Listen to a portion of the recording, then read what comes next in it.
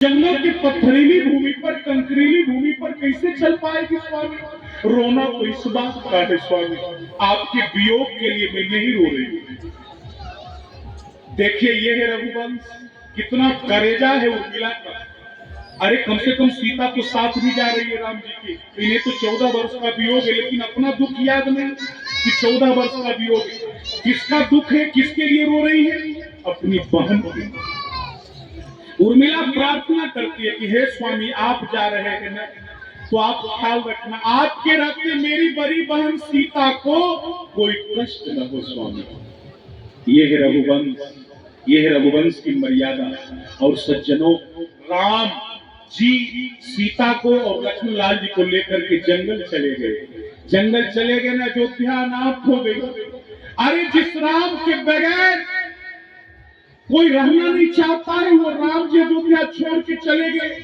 भला वो बाप जिसे बुढ़ापे में वो पुत्र मिला है, जो दशरथ जी के जिगर का टुकड़ा वो राम है, वो 14 वर्षों के लिए वनवास चले गए। दशरथ जी ने कहा था सुमंत जी से, अच्छा ठीक है सुमंत, 2-4 दिन के बाद राम को घुमा फिरा करके जंगल से लौटा करके चले आना। लेकिन जब सुमंत जी आए ना और उन्होंने कहा कि नहीं राम जी जंगल चले गए, अब दशरथ जी को बर्दाश्त नहीं होता है। राम नहीं तो प्राण नहीं, राम के बगैर मैं क्या कर सकता हूं? राम राम कही, राम कही, राम राम कही, राम राम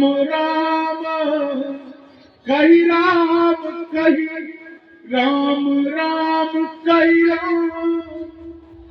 और अपने प्राणों का उन्होंने त्याग कर दिया, उनका प्राण निकल गया। राम नहीं तो प्राण नहीं, राम के बगैर जिंदा रह के क्या करूंगा मैं? उन्होंने अपने प्राणों का परित्याग कर दिया।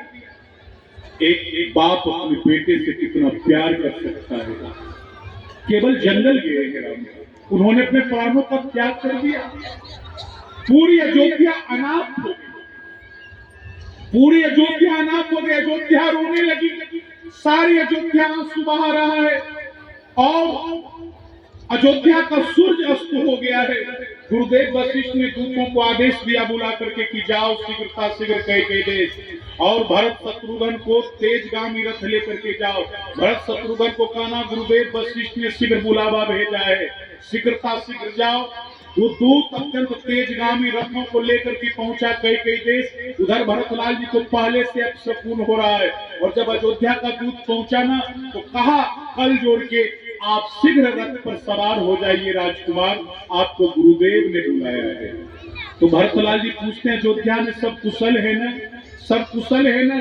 तो वो कहता वो मैं नहीं बता सकता हूँ, बस आप रथ पर सवार हो जाएं और चले। भरतलाल जी रथ पर सवार हुए, चल दिए अयोध्या के लिए। और जब अयोध्या की सीमा में भरतलाल जी प्रवेश किए ना, प्रवेश किए तो अयोध्या का नागरिक जब देखता है ना भरतलाल जी को तो मुंह फेर लेता है, कोई प्रणाम नहीं करता है। भरत को कोई प्रणाम नहीं करता है तो भरतलाल जी को अजीब जैसा लगता है। वो लगता है उन्हें, क्यों भरतलाल जी ननिहाल में रहते थे, क्यों भरतलाल जी ननिहाल में रहते थे, अयोध्या में नहीं रहते थे? क्या अयोध्या में खर्ची नहीं था? क्यों वो ननिहाल में रहते थे?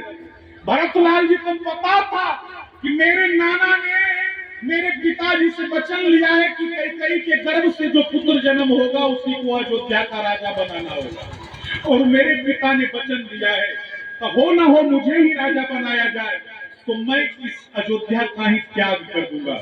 और लोग जब राम जी के गुणों को देखेंगे ना तो मेरे पिता और मेरी माँ स्वयं जो राम जी को राजा बनाना चाहेंगे। और इसीलिए वो 14 वर्षों की, इसीलिए 14 वर्षों से भरतलाल जी ननिहाल में निवास कर रहे थे। कितना उच्च विचार था भरतलाल जी का। 14 वर्षों से तो राम जी ने कहा भरत, यदि तू मुझे इस समाज में प्रकट करने के लिए 14 वर्षों से ननिहाल में रह रहे हो, तो मैं भी तुझे इस समाज में प्रकट करने के लिए 14 वर्षों के लिए वनवास चला जाऊंगा। जब भरतलाल जी प्रवेश किए ना तो लोग कोई प्रणाम नहीं करता है, तो भरतलाल जी को आश्चर्य लगा कि क्या हुआ है अयोध्या में, लोग मुझसे मुंह मोड़ते जा रहा, मैं अयोध्या का राजकुमार, कोई प्रणाम नहीं करता। कुछ लोगों ने कहा अरे देखो देखो यही षड्यंत्रकारी भरत है जिसने सारा षड्यंत्र रचा है, जिसके कारण राम को 14 वर्षों का वनवास दिया गया। कुछ लोग कह रहे हैं भरत ऐसा नहीं कर सकते, भरत है राम ही प्राण प्यारे। लोगों ने कहा भरत तो राम को प्राणों से ज्यादा प्यारे हैं, प्रिय है, भरत ऐसा नहीं कर सकते।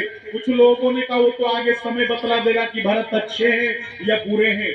और भरतलाल जी जब रथ से उतरे ना नीचे उतरे तो सबसे पहले माता कैकेयी के महल की ओर अपना पैर बढ़ाए।